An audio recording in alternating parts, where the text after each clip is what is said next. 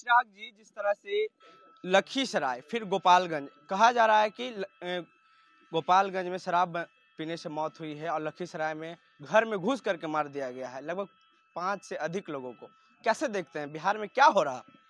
भाई बिहार में सिर्फ अपराधियों का शासन है। अब तो इस बात पे किसी को आश्चर्य भी नहीं होना चाहिए। ये मानकर चलिए कि जब तक मौजूदा मुख्यमंत्री नीतीश कुमार जी हमारी प्रदेश का नेतृत्व कर रहे हैं, क्योंकि दुर्भाग्यवश गृह विभाग भी इन्हीं के पास है, तो जब तक ये हमारे प्रदेश का नेतृत्व कर रहे हैं, ये मानकर चलिए कि प्रदेश में इसी तरीके से आपराधिक घटनाएं घटती रहेंगी। प्रदेश पूरी तरीके से अपराधियों की गिरफ्त में है, भू माफिया की गिरफ्त में है, शराब माफिया की गिरफ्त में है, बालू माफिया की गिरफ्त में है। इन 4 आपराधिक प्रवृत्ति की जो भी ये धंधे हैं, उसमें जो लोग लिप्त हैं, पूरी तरीके से सरकार को ये लोग चलाने का काम कर रहे हैं। और दुर्भाग्य ये है कि सरकारी संरक्षण भी इन लोगों को मिलता है।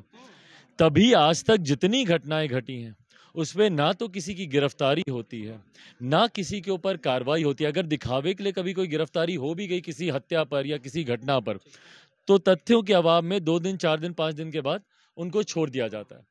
तो जब तक मुख्यमंत्री नीतीश कुमार जी सरकार में रहेंगे, ये माफिया ही सरकार को चलाने का काम। सरकार को संरक्षण प्राप्त रहता है? बिल्कुल प्राप्त रहता है। भाई मुझे बताओ ना यार, एक सिंपल सा उदाहरण है, शराब माफिया की हम लोग बात कर रहे हैं। कितने गिरोह को बिहार सरकार ने पकड़ के जेल में डालने का काम किया।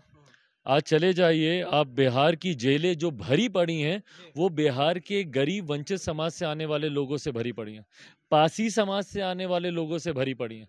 जो ताड़ी बेचने का काम करते हैं, उन लोगों को शराब बेचने के आरोप में उन लोगों को गिरफ्तार करके रखा हुआ है।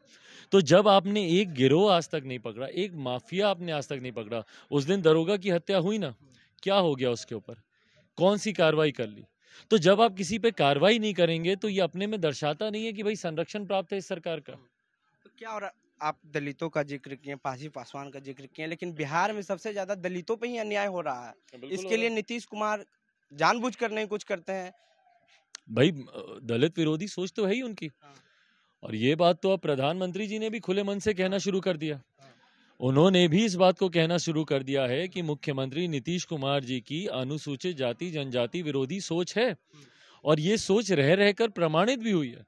कभी मेरे नेता, मेरे पिता आदरणीय रामविलास पासवान जी को अपमानित करने का काम करना, उनका तिरस्कार करना, जिस तरीके से सदन में पूर्व मुख्यमंत्री आदरणीय मांझी जी का, उनका अपमान करने का, और अपमान करने की शैली देखिए, सामने वाले को नीचा दिखाकर, तू तड़ाक की भाषा का इस्तेमाल कर कर। भाई उम्र में आपसे बड़े हैं, सीनियोरिटी में आपसे बड़े हैं, आपसे पहले वो विधायक बने थे, उसका भी आप लिहाज नहीं रखते हैं।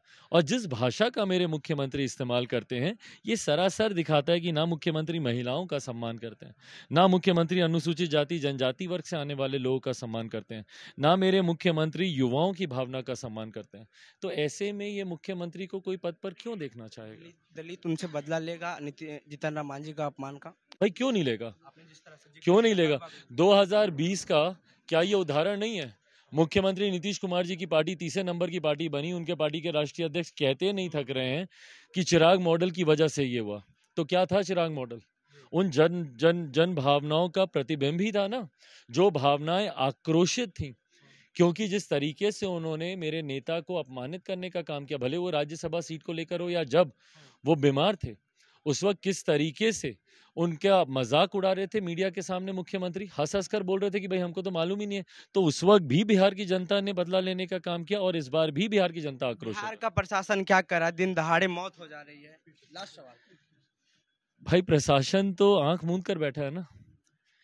ये हिम्मत कि आप दिन दहाड़े बेखौफ तरीके से आप अपराधी गोली चला देता है आम बिहारियों पर, ये विश्वास कि मैं गोली चला दूंगा और मुझे कुछ नहीं होगा, ये विश्वास तो तभी आता है जब प्रशासन आंख मूंद कर बैठी हो। और हकीकत भी यही है कि प्रशासन आंख मूंद कर बैठा है। तो देखिए, ये थे चिराग पासवान। साफ शब्दों में कहा है कि बिहार में लॉ एंड ऑर्डर पे सवाल खड़ा होता है। दलित और महादलित पे भी इन्होंने बोला है, और जीतन राम मांझी पर जिस तरह से अपमानित किया गया विधानसभा में, उस पर भी इन्होंने कहा है कि दलित समाज उनसे बदला लेंगे और कभी माफ़ नहीं करेंगे। बहरहाल अपनी प्रतिक्रिया नीचे कमेंट में दें। फेसबुक पे देख रहे वीडियो को शेयर कर लें, यूट्यूब पे देख रहे हमारे चैनल को सब्सक्राइब कर लें। कैमरा पर्सन गौरव के साथ मैं हूं अमन।